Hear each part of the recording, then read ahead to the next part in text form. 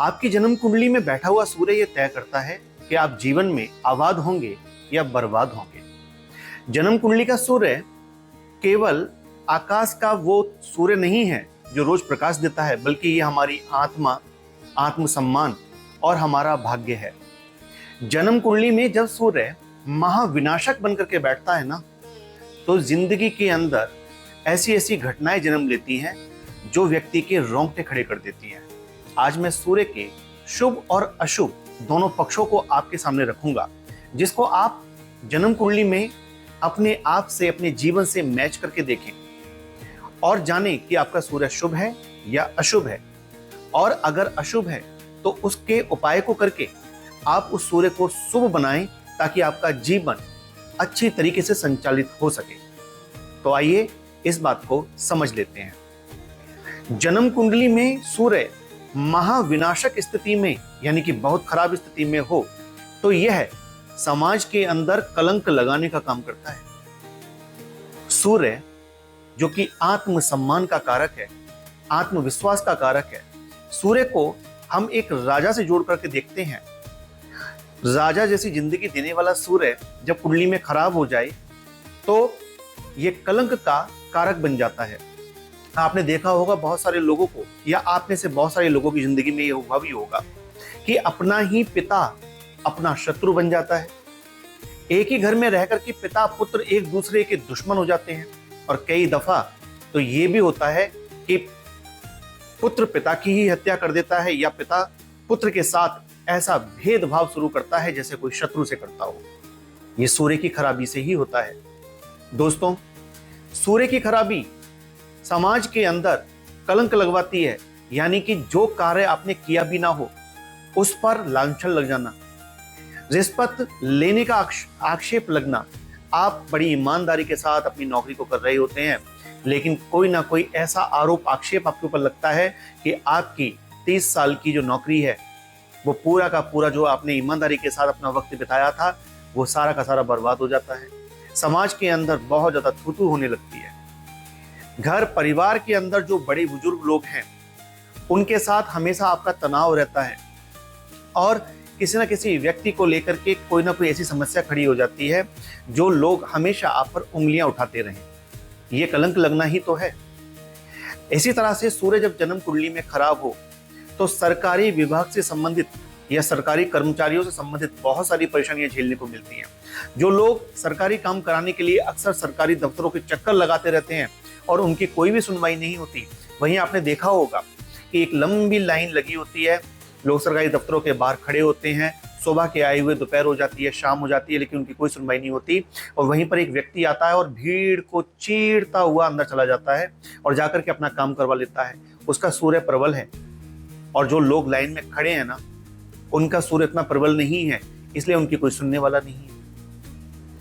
अब इसी तरह से सूर्य को जब हम आगे और देखते हैं, इसकी खराबी को देखते हैं, तो जिन लोगों के अंदर कॉन्फिडेंस पूरी तरीके से समाप्त हो जाता है, जो अपनी ही परछाई से डरने लगते हैं, यानी कि बात बात में उनको दहशत, एक डर, ऐसा होगा तो ऐसा ना हो जाए, वैसा होगा तो वैसा ना हो जाए, ये डर जिनको दिन रात सताता रहता है, जो कभी भी खुलकर बोल नहीं पाते, जिनको अपनी बात कहने में ही झिझक महसूस होती है, जिनको ज्ञान तो होता है लेकिन जब वो ज्ञान किसी के सामने रखते हैं तो अक्सर करके या तो अटक जाते हैं या भूल जाते हैं, या फिर अपनी बात उस तरीके से प्रेजेंट नहीं कर पाते। मैंने तो बहुत सारे लोगों को देखा है कि जिनका काम ही होता है प्रेजेंटेशन करना, यानी कि स्टेज पे जाकर के लोगों को समझाना, लेकिन वहां जाकर के वो बोल ही नहीं पाते, उनकी जुबान अटक जाती है, उनके हाथ और पैर कांपने लगते हैं। ये सूर्य की बहुत बड़ी कमजोरी है। आंखों की रोशनी का गिरना, धुंधलापन आ जाना, यानी कि धुंधला दिखाई देना, समय से पहले बालों का सफेद हो जाना, और सरकारी विभाग जो मैं अभी बता के हटा हूं, वहां पर किसी न किसी रूप में टैक्स पे करते रहना, यानी कि आपके ऊपर कभी तो आपका मकान का टैक्स है, उसके ऊपर आपको जो है बहुत सारी रकम चुकानी पड़ी, या कोई आपके बार बार चालान कट रहे हैं बहुत ज्यादा, यानी कि सरकार को आप बिना मतलब के पैसा पे कर रहे हो। बार बार अगर आपके साथ ऐसा हो रहा है तो ये सूर्य की खराबी है।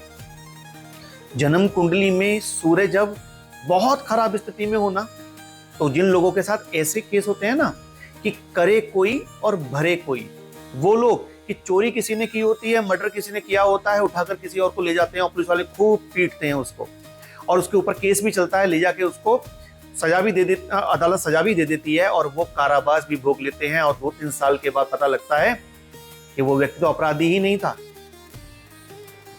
ये कलंक लगना, ये आक्षेप लगना भी सूर्य की खराबी है।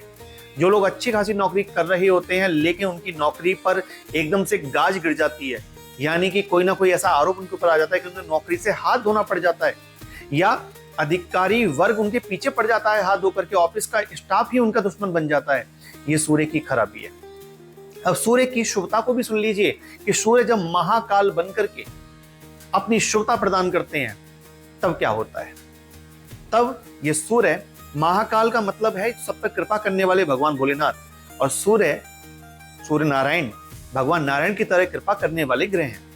तो शिव और नारायण के जिसमें गुण समाये हुए हैं, वह सूर्य देव जब कृपा करने पर आते हैं तो ऐसे व्यक्ति की आंखों में आपको एक अलौकिक चमक महसूस होगी। वो भीड़ में भी अगर आप देखेंगे तो लोग उससे आकर्षित हो रहे होंगे, अट्रैक्ट हो रहे होंगे। ये उसके सूर्य का प्रभाव होता है। वो लोग जो सत्य के रास्ते पर चलना चाहते हैं और चलते भी हैं, जिनको अपने बच्चों से कोई उम्मीद नहीं होती, अपने माता पिता से कोई उम्मीद नहीं होती, लेकिन हर किसी की उम्मीद पर स्वयं खड़ा उतरते हैं। वो कहते हैं हमें किसी से कोई प्रॉपर्टी, धन वगैरह नहीं चाहिए, हमें कोई आशा नहीं है, लेकिन अगर हमसे जरूरत पड़ेगी तो हम इनके लिए जरूर करेंगे, और करते भी हैं। जो लोग वर्षों की नौकरी करने पर भी 1 रुपए की भी रिश्वत नहीं लेते, उनका सूर्य बहुत प्रबल होता है। जो हमेशा अच्छी पोस्ट पर रहे हैं या समाज में जिनका बहुत अच्छा रुतबा और दर्जा होता है, इनका सूर्य बहुत अच्छा होता है। जिनके शरीर के अंदर रोग नहीं होते और सुबह उनकी समय पर आंख खुल जाती है और वो बिना आलस्य के अपने बिस्तर को छोड़ देते हैं और अपनी दिनचर्या को प्रॉपर सेट जिन्होंने किया हुआ है, जो योगा इत्यादि करके या टहलने जाते हैं या सुबह जल्दी स्नान करके भगवान की पूजा भक्ति में लग जाते हैं, इनका सूर्य बहुत अच्छा होता है।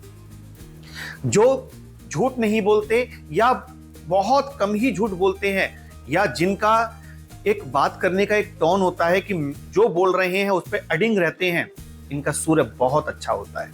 और जब सूर्य अच्छा होना तो ये राजा बनाता है, क्योंकि ऐसे लोगों के उच्च अधिकारियों के साथ संबंध होते हैं, नेताओं के साथ संबंध होते हैं, और ये स्वयं भी उच्च अधिकारी बन जाते हैं अपनी मेहनत, अपनी लगन से, और ये बहुत बार नेता भी बन जाते हैं, बहुत अच्छी पोस्ट पर पहुंच जाते हैं सूर्य अच्छा होने के कारण। समाज के अंदर इनका नाम, फेम, रुतबा, ये सब कुछ होता है। और जब सूर्य खराब होता है तो मैंने बता के हटाऊं कि किस तरह की दिक्कतें आती हैं। सूर्य खराब होता है ना तो शारीरिक रोग भी भर भर के आते हैं, कोई सुनता भी नहीं है। परिवार के अंदर उस पिता की हालत देखो जिसकी संतान उसकी सुनती नहीं है, उसका स्वयं का सूर्य खराब होता है। इसी तरह जब सूर्य अच्छा होता है तो उस व्यक्ति के परिवार में आने से पहले ही उसकी सूचना मिलती है कि वो घर पर आ रहे हैं, उससे पहले ही सभी लोग सतर्क हो जाते हैं कि किसी को बेकार की फालतू की बातें नहीं करनी है, उनके सामने कोई इस तरह से नहीं रहेगा। उस व्यक्ति का ओरा कितना प्रबल होगा, ये उसका सूर्य का कमाल है। तो सूर्य के ये शुभ और अशुभ लक्षण। अब मैं आपको एक इंपॉर्टेंट बात और बताता हूं, इसको अपने आप से जोड़ कर देखिएगा। सूर्य कारक है आत्मा का। जब आप जन्म कुंडली में बहुत सारे ग्रहों के उपाय करते हैं, बहुत सारी चीजें करते हैं, लेकिन आप जीवन के अंदर एक बात सोच रहे होते हैं कि किसी ना किसी गलती का आपने किसी को चीट किया होता है, आपने किसी ना किसी को धोखा दिया होता है, या आपने कुछ ना कुछ ऐसा अपने जीवन में अवश्य किया होता है जिसका आपकी आत्मा पर बोझ होता है, और ये आप किसी को बता भी नहीं पाते, क्योंकि आपको पता है कि मैं अगर ये किसी को बताऊंगा तो लोग मुझे गलत नजरों से देखेंगे। ये जो बोझ है ना आपकी आत्मा पर, ये ही सूर्य पे लगा हुआ पाप है, यानी कि ग्रहण है। जब सूर्य और राहु या सूर्य और शनि की युति होती है ना जन्म कुंडली के अंदर, तो इस तरह का बोझ और ये भारीपन लोगों के ऊपर होता है, क्योंकि वो जीवन के अंदर कुछ ऐसा कर जाते हैं जो उन्हें नहीं करना चाहिए था, और इस कारण से उन्हें जीवन में पछतावा तो बहुत होता है, लेकिन वो खुल करके पछतावा भी नहीं कर सकते, खुल करके किसी से क्षमा भी नहीं मांग सकते। तो आत्मा पर जो बोझ है ना, उसे अगर आपको उतारना है, सूर्य को आपको ठीक करना है, समाज में प्रतिष्ठा प्राप्त करनी है, और नाम, फेम, शोहरत अगर आपको प्राप्त करनी है, साक्षात भगवान नारायण की कृपा आपको प्राप्त करनी है, तो आपको सूर्य को शुभ करना ही पड़ेगा। और इसके लिए आपको करना होगा, सबसे अच्छा उपाय मैं आपको यहाँ दे रहा हूँ कि प्रतिदिन गायत्री मंत्र का जाप शुरू कर दीजिए। मानसिक रूप से कम 1 माला गायत्री मंत्र जपिए। और अगर आप गायत्री मंत्र नहीं जप पा रहे हैं तो आपको ओम ग्रहणी सूर्याय मंत्र का जाप करना चाहिए और तांबे के लोटे से थोड़ी सी कुमकुम मिला करके आपको सूर्य भगवान को प्रतिदिन अर्घ देना चाहिए। और बंदरों को रात को भीगी हुई, यानी कि एक रात पहले भिगा लीजिए और अगली सुबह भीगे हुए गेहूं गुड़ के साथ आपको बंदरों को खिलानी चाहिए। इससे आपका सूर्य बहुत अच्छा, बहुत शुभ हो जाएगा और भगवान श्री राम की आपको भक्ति करनी चाहिए। इससे आपका सूर्य अच्छे परिणाम आपको देने लगेगा। आप मुझे कमेंट में बताइएगा कि आपके साथ शुभ लक्षण मैच हुए या अशुभ लक्षण मैच हुए, यानी कि आपकी कुंडली में सूर्य शुभ है या अशुभ है। और अगली वीडियो में मैं बात करूंगा चंद्रमा के बारे में, जिससे आप जानेंगे कि आपकी कुंडली में चंद्रमा शुभ है या अशुभ है। तो नेक्स्ट वीडियो जल्दी आने वाला है। तब तक अपना ध्यान रखिए। हर हर महादेव, जय माता दी।